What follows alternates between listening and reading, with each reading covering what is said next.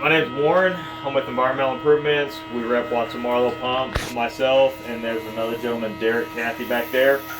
We're the two guys in our office. We build these whole systems. We'll start them up. Any issues, we're the two guys that'll come out and take care of it. So what we have here is the Kudos 30 pump, up to about 8 gallons an hour is what it'll feed. We have our Seb's heads that'll do up to 60 psi right here. These are good for pumping bleach, your application. Going through the whole system, you have your inlet line which comes through, ties in. There's a valve underneath that feeds this common header right here. You have your 2 isolation valves here, one going to each pump. The braided tubing going to the pump head, discharge valve, diaphragm check valve here. This is our multi-port head block, built-in diaphragm seal with a pressure gauge. PRV, somebody closes the valve somewhere, it'll bleed off that right back to the suction side, so it saves this tube element in here. You have your valve going to your cowl column, and then your valve going to your discharge. There's also a valve down here, just in case, just something to check. Looking at the pump, you have your pump head here. I don't know if you guys are familiar with these. They're real simple. When the tube expires internally to this, you'll get an alarm on here to change it. You have 2 little screw tabs right here. Pull those out till they almost come all the way out. A little quarter turn, and it slides off the shaft. You see here where it's saying a leak detected. So what we have on these pumps is a leak path, which goes down to this little eye port right here, and on the pump is a little optic sensor. So when the pump tube fails, it'll fill this cavity up, it'll go through the leak path, shut the pump down. You'll get 1 or 2 little drops out here, but that's it. It seals everything off. You'll do that, unthread these, put a new one on, slide the new one on right here, little quarter turn, slides into place.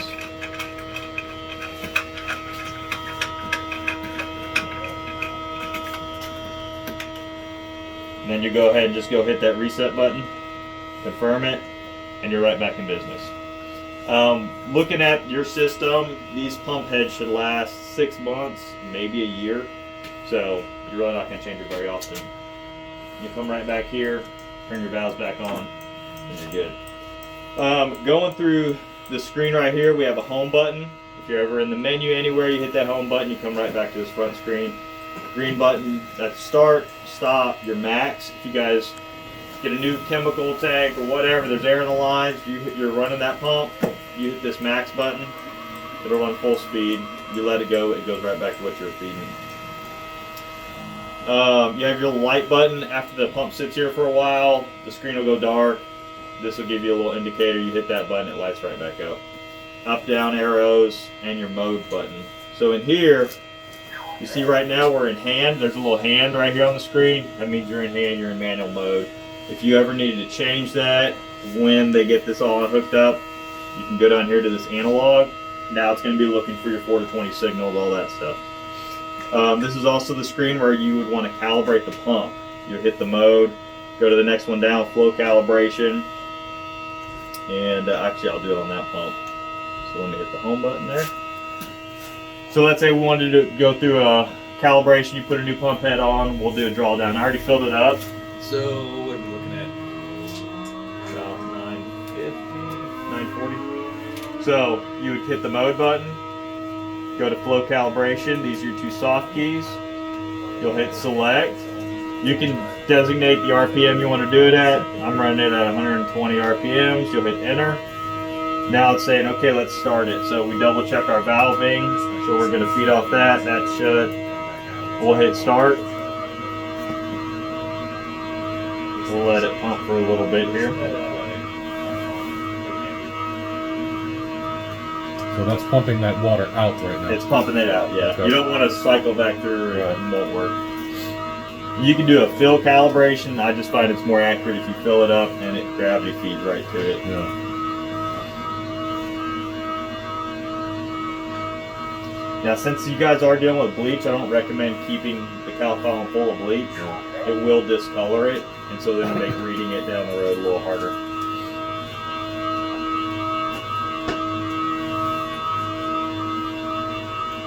Are these gonna be hooked up to stove?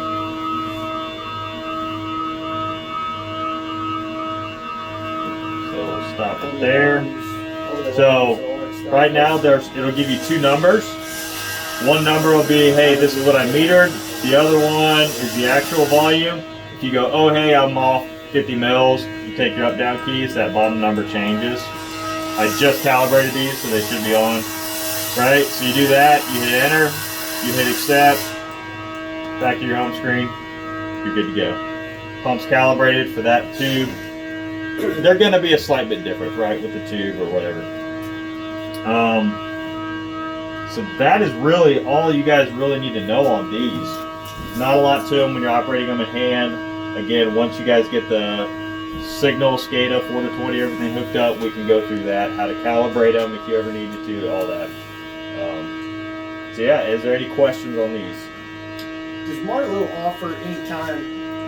A lot of our old pumps, you can see the actual rotary head moving. You can see the actual tube. No, you can't see it on these. You can hear it rotating in there, but yeah, you can't see that. The one who does the water plant, and they're quiet. And when you touch it, you can't feel any vibration hardly at all. But it's got, you can see through it and see it spinning. Yeah, you can see that it's moving. It's just, I like having the ability to see that hose and see it moving.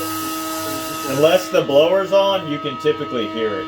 Okay. So, like if I hit start right now, if you're standing next to it, it'll be going. Oh, just to let you know. So when you're running, the screen turns blue. You have a little indicator arrow that goes. You hit stop, screen goes white. You get a little red square there. So, I guess if you guys wanted to change this, right now we're in gallons per day. If you want to change it milliliters, percentage, RPM, again, you'd go into this menu right here. You go into like general settings, you can change your flow units. There is an auto restart feature, which you're familiar with lots of Marlos. Power goes out, you're running, power comes back on, it goes right back to pumping. So, but yeah, I think that's about it, honestly, on these guys. Pretty simple system, low maintenance. So.